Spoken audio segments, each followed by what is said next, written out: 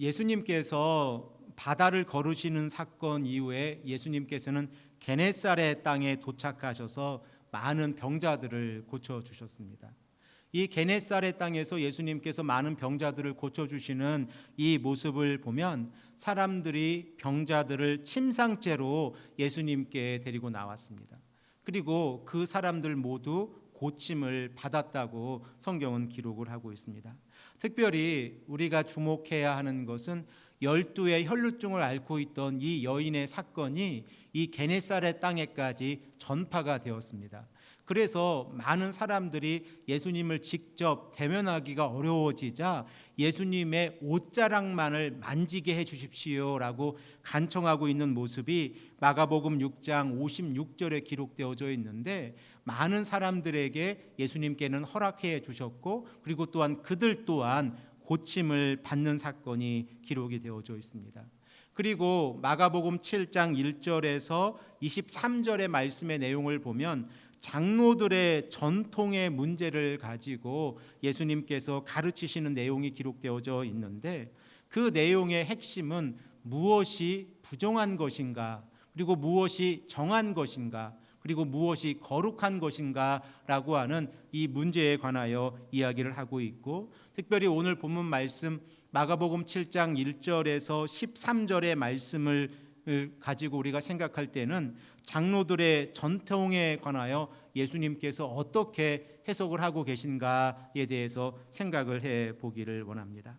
오늘 본문 말씀의 배경이 되어지고 있는 내용을 우리가 잠시 생각을 해 보기를 원하는데, 모세의 율법이 성문화되어져서 미시나라고 하는 이 유대인들의 율법책을 만들었습니다.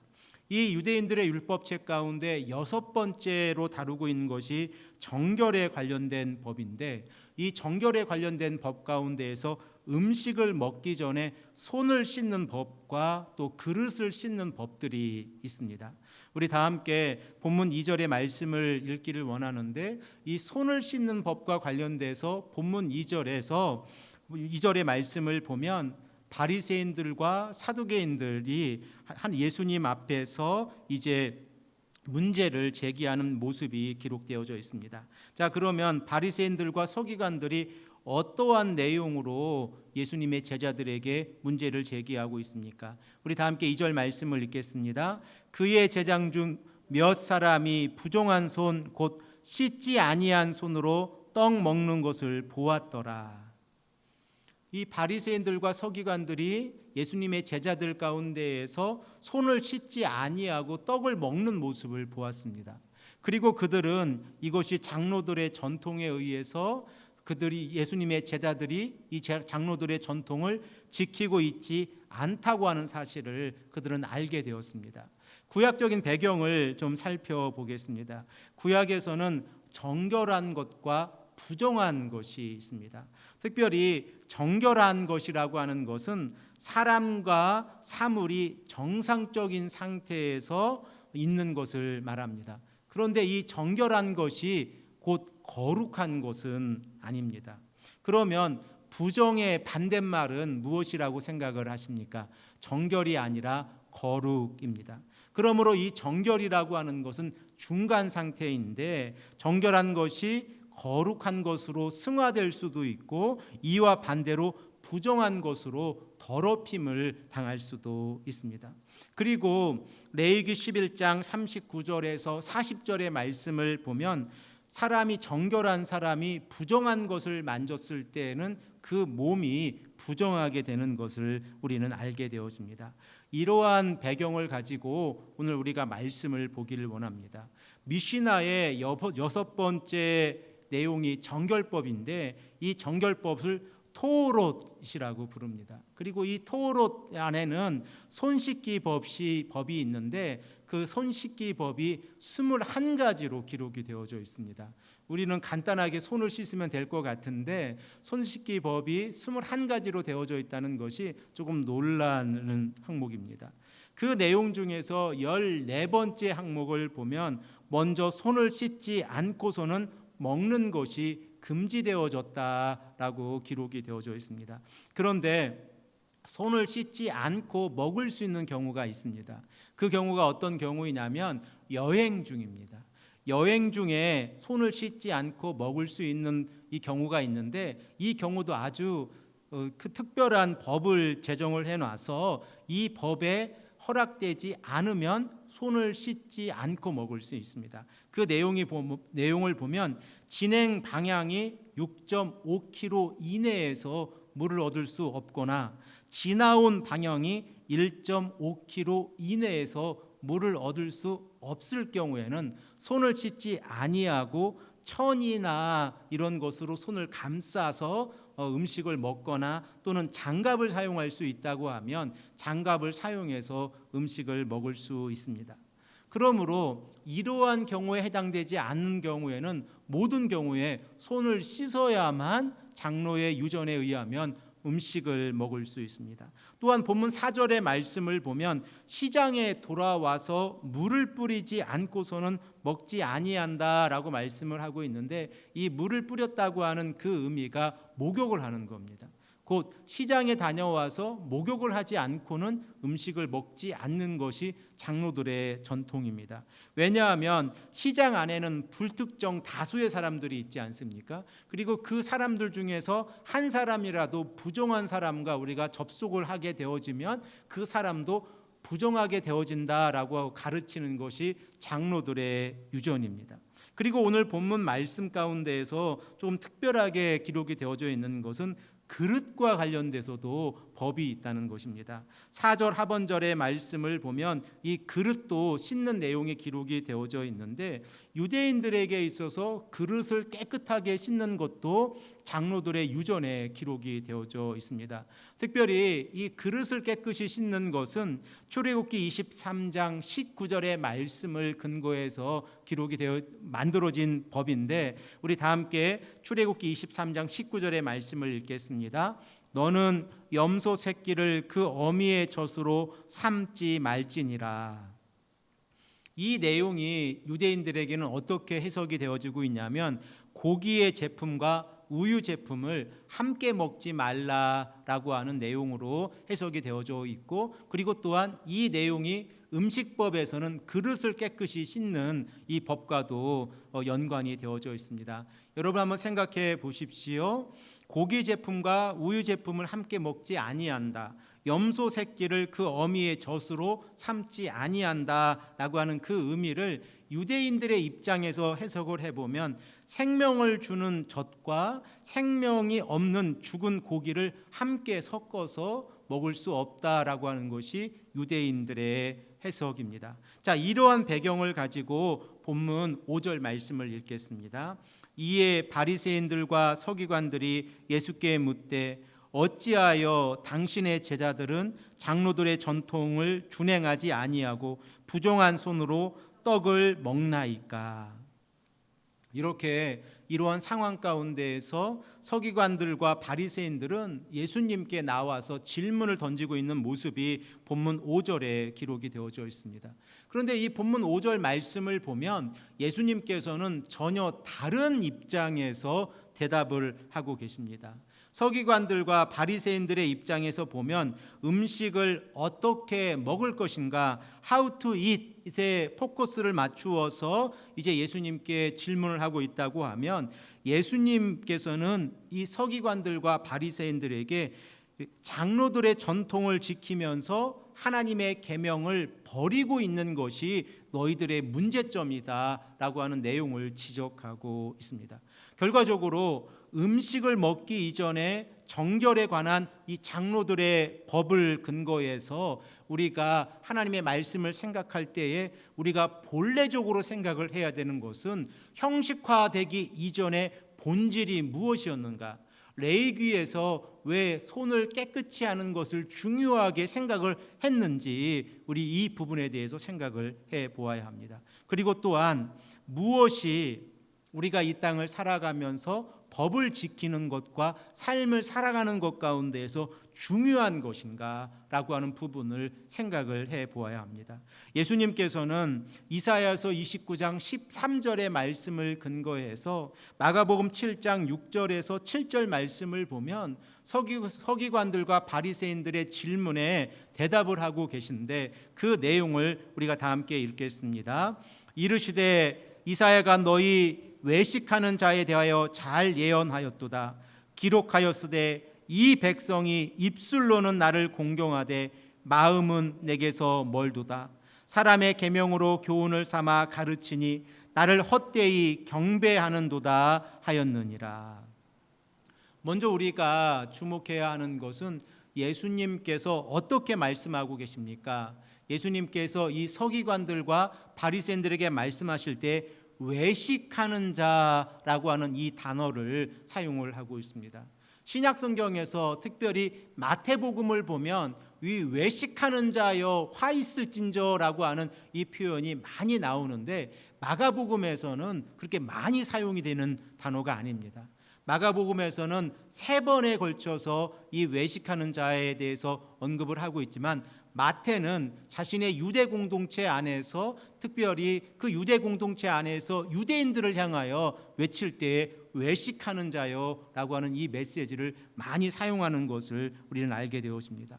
자, 그러면 예수님께서 말씀하고 계신 외식하는 자의 내용이 무엇입니까? 6절 하반절의 말씀을 보면 첫 번째로 두 마음을 품은 자들입니다. 이 두 마음을 품으면서 하나님을 예배하며 나아가고 있다는 것입니다. 입술로는 하나님을 경외하고 있지만 마음으로는 하나님을 멀리하고 있는 것입니다. 이러한 모습을 바라보면 이사야 시대의 이스라엘 백성들이 죄를 짓고 있는 모습과 동일합니다. 그들이 성일을 맞이하여 입술로는 여호와 하나님께 나와 예배를 드리고 있지만 예배가 끝나고 나서 상수리 나무 밑에 가서 우상을 섬기고 있는 모습과 동일한 모습입니다. 사랑하는 성도 여러분, 우리들은 이 땅을 살아가면서 마음의 소중함을 다시 한번 깨달아야 합니다. 마음이라고 하는 것은 우리가 하나님을 바라보는 것입니다. 그리고 또한 우리의 마음이 정직할 때에 하나님을 향한 간절함이 있습니다. 그러므로 우리의 마음으로 하나님을 멀리하면서 입술로서 하나님을 찬양하고 경배하고 있다고 하면 이것은 외식하는 자의 모습이라고 하는 사실을 우리는 깨닫게 되어집니다. 두 번째로 예수님께서 말씀하시고 있는 이 외식하는 자의 내용이 7절에 기록이 되어져 있는데 7절의 말씀을 다시 한번 보십시오. 사람의 계명으로 교훈을 삼아 가르치면서 하나님을 헛되이 예배하는 자들입니다. 곧 사람의 계명을 가르치면서 율법의 형식을 맞추었습니다. 그런데 그 율법의 형식이 하나님을 예배하는 행동에 있어서는 헛되이 하나님을 예배하는 모습으로 나아가고 있는 것입니다.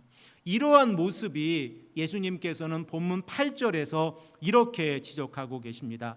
너희가 하나님의 계명을 버리고 사람의 전통을 지키느니라. 사랑하는 성도 여러분, 우리가 이 땅을 살아가면서 사람의 계명을 지켜야 합니까? 아니면 하나님의 말씀을 지켜야 합니까? 우리는 너무나 잘 알고 있습니다. 하나님의 말씀에 집중하고 하나님의 말씀에 순종하는 삶을 살아갈 때에 하나님께서 우리들의 삶을 책임져 주시고 우리들의 삶 가운데서 인도해 주신다는 것입니다.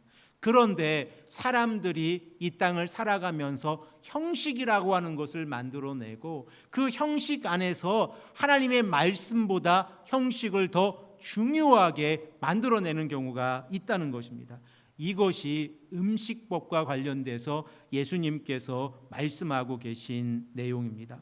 사랑하는 성도 여러분, 음식을 먹을 때에 손을 깨끗이 씻는 것은 위생과 관련이 되어져 있습니다.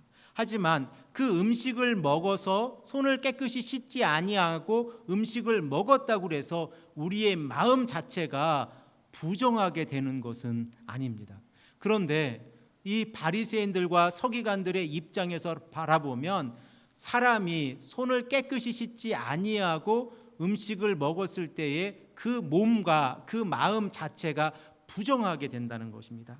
이 의미가 무엇입니까? 하나님께서 만들어 놓으신 거룩의 개념을 사람이 만들어 놓은 형식으로 바꾸어 버린 것입니다. 하나님께서는 레위기 11장 44절의 말씀을 통하여 하나님의 백성들은 하나님의 거룩을 닮아가야 한다라고 말씀을 하고 있습니다. 그리고 하나님의 거룩을 닮아가는 것은 우리가 하나님의 성품을 닮아가는 것입니다.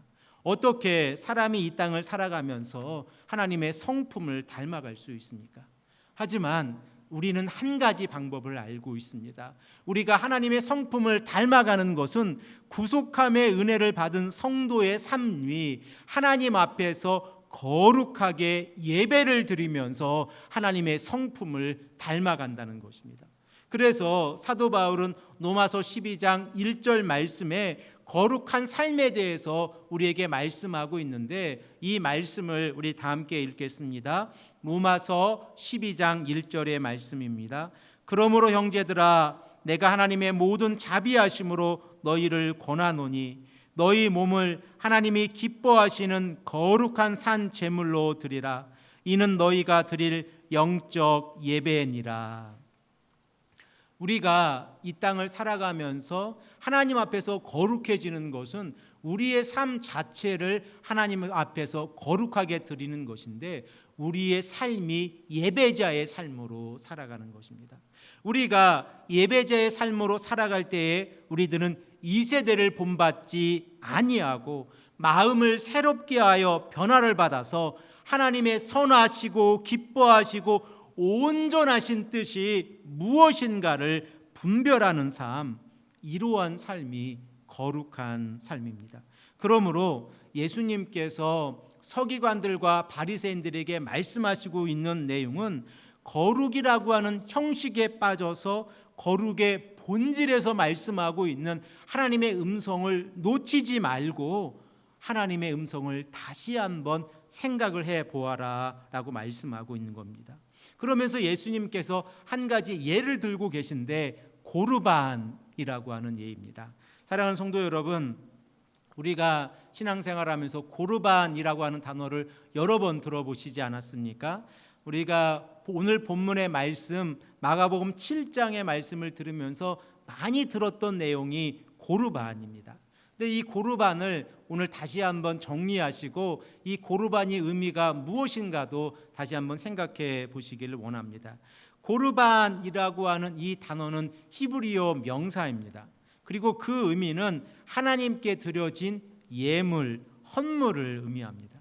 그래서 이 단어가 구약 성경에서 가장 처음에 나오는 성경 구절이 레위기 1장 2절 말씀입니다. 우리 다 함께 이 말씀을 읽겠습니다. 이스라엘 자손에게 말하여 이르라. 너희 중에 누구든지 여호와께 예물을 드리려거든 가축 중에서 소나 양으로 예물을 드릴지니라. 레위기 1장 2절 말씀에 예물로 이 기록이 되어져 있는 히브리어 명사가 고르반입니다. 그러므로 고르반이라고 하는 그 의미는 나쁜 의미가 아닙니다. 하나님께 귀하게 바쳐진 예물이 고르반이라고 하는 내용입니다. 그런데 오늘 본문 말씀 마가복음 7장 10절에서 11절의 말씀을 보면 고르반의 문제점이 기록이 되어져 있습니다. 우리 다 함께 10절 말씀, 11절의 말씀을 함께 읽겠습니다. 모세는 내 부모를 공경하라 하고 또 아버지나 어머니를 모욕하는 자는 죽임을 당하리라 하였거늘 너희는 이르되 사람이 아버지에게나 어머니에게나 말하기를 내가 드려 유익하게 할 것이 고르반 곧 하나님께 드림이 되었다고 하기만 하면 그만이라 하고. 사랑하는 성도 여러분, 우리가 마가복음 7장 10절에서 11절의 말씀을 읽고 이 당시에 바리새인들과 서기관들이 부모를 공경하는 입장에서 고르반을 잘못 사용하고 있다는 사실을 우리는 깨닫게 되어집니다. 제가 조금 더 쉽게 이야기를 해보겠습니다. 한 농부가 무화과 가수원이 있습니다. 그리고 그 무화과 가수원에서 열매를 맺게 되어지는데 장로들의 전통에 의하면 그 무화과 가수원에서 맺은 그 열매는 반드시 부모님의 목을 떼어서 부모님을 공경하는 데 사용을 해야 합니다. 그런데 이 농부가 자신의 과수원 밭에서 소득을 얻은 그 무화과의 열매를 부모님께 드리는 것을 아깝다고 생각을 했습니다. 참 나쁜 사람이지요. 그래서 많은 사람들 앞에서 내가 이 무화과 가수원 밭을 고르반, 곧 하나님께 드린 예물이라고 선포합니다라고 모든 사람들 앞에서 이야기를 하는 겁니다. 그러면 그 고르반으로 드려진 그 무화과 가수원 밭 안에서 나온 수확물 가운데에서 부모님께 드리는 것은 다 하나님께 드려졌기 때문에 부모님께 드리지 않아도 됩니다. 자, 여기까지 생각을 했을 때는 부모님께 드릴 것을 하나님께 드렸으니 더 귀한 일을 한 것이 아닙니까? 라고 생각을 할 수도 있는데 그 다음에 문제가 있습니다. 이 가수원의 주인이 어떻게 행동을 하냐면 장로들의 전통의 강제성, 법적인 강제성이 없기 때문에 그 무화과 밭에서 나온 예물을 하나님께 드린다고 하면서 일부만 하나님께 드리거나 또는 아예 드리지 않고 그 모든 것을 자기가 사용을 하는 겁니다. 결과적으로 많은 사람들에게는 내가 이 가수원을 하나님께 드렸습니다라고 고르반이라고 선포해서 많은 사람들에게 칭찬을 받고 그리고 참 은혜로운 사람이다, 하나님께 감사할 줄 아는 사람이다 라는 이러한 칭찬을 받고 있었지만 그의 내면적인 삶을 보면 그 고르반이라고 바쳐진 그 예물을 다 하나님께 드린 것이 아니라 일부만 드리거나 아예 드리지 아니했다는 것입니다. 자, 그러면 결과적으로 이 과수원을 운영하고 있는 농부는 부모님께 공경한 사람입니까? 아니면 부모님을 공경하지 아니한 사람입니까? 이 문제를 예수님께서 말씀하고 있습니다. 출애굽기 20장 12절에 10계명으로 우리에게 말씀하고 계신 내 부모를 공경하라 라고 하는 이 말씀이 고르반, 하나님께 드려졌다라고 하는 이 유대인들의 전통에 의해서 훼손되어지고 있는 것입니다. 이 문제를 예수님께서는 말씀하고 계십니다. 그래서 오늘 본문 말씀 7장 13절의 말씀을 보면 이렇게 기록되어져 있습니다. 너희가 전한 전통으로 하나님의 말씀을 폐하며 또 이 같은 일을 많이 행하느니라 하시고. 사랑하는 성도 여러분, 예수님께서 이 문제를 제시하고 계실 때에 이 문제가 사회적인 문제가 되고 있었다는 사실을 우리는 깨닫게 되어집니다. 본문 7장 13절 말씀을 보십시오. 이 같은 일을 많이 행하느니라. 곧 많은 사람들이 이렇게 행하면서 부모님을 공경하지 아니하고 있었다라고 성경이 기록을 하고 있습니다. 오늘 이 말씀을 통하여 우리가 다시 한번 생각을 해보기를 원하는 것은 교회 안에서 거룩의 본질을 놓치고 형식화되어져 있는 부분이 있지 아니한지 우리가 다시 한번 생각을 해보아야 합니다. 늘 저희 마음 가운데 있는 한 가지 중요한 핵심적인 중심을 이루고 있는 내용이 있다고 하면 하나님을 예배하는 데에 우리가 어떻게 집중해야 하는가라고 하는 문제입니다. 우리가 하나님을 예배하기 위해서 예배의 처소가 필요합니다. 이렇게 생각을 하면 우리에게 예배 처소가 있는 것은 너무나 감사합니다. 그리고 또한 우리가 하나님을 예배하기 위해서 많은 성도님들이 교회에 오셨을 때에 주차장이 필요합니다. 이렇게 생각하면 교회 안에서도 또한 이 주차 공간이라고 하는 것은 너무나 소중합니다. 그러나 우리가 하나님을 예배하기 위해서 다른 여러 가지 문제점들을 생각을 해보면 여러 가지 문제들이 많이 발생을 합니다.